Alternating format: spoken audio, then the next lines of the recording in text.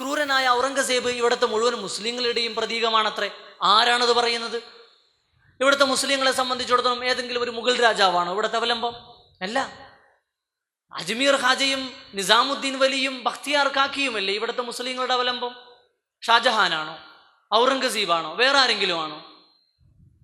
അവരൊക്കെ ഇവിടെ ജീവിച്ചിരുന്ന ഒരു മുസ്ലിം രാജാവായിരുന്നു. അവർക്ക് അവരുടെ രാഷ്ട്രീയം ഉണ്ടായിരുന്നു. അവർ പള്ളി പണിതു, അവർ അമ്പലം പണിതു, അല്ലെങ്കിൽ അവർ ശവകുടീരങ്ങൾ പണിതു, അവർ വേറെ എന്തൊക്കെയോ കാണിച്ചു. അവർ മതത്തിലുള്ളത് ചെയ്തു, മതത്തിൽ ഇല്ലാത്ത ചെയ്തു, മതമുണ്ട് എന്ന് പറഞ്ഞ് വേറെന്തൊക്കെയോ ചെയ്തു. കോടാനുകോടി മുസ്ലിങ്ങളുടെ മഹാഭൂരിപക്ഷം മുസ്ലിങ്ങളുടെ അവലംബം എന്ന് പറയുന്നത് സുൽത്താനുൽ ഹിന്ദ് ഗരീബ് നവാസ് എന്ന് നമ്മൾ പറയുന്ന ഖാജ മൊയ്നുദ്ദീൻ ചിശ്തിയാണ്. സർക്കാർ നിസാമുദ്ദീൻ ദഹ്ലവിയാണ്. ബഖ്തിയാർ കാക്കി ദഹ്ലവിയാണ്. അല്ലേ?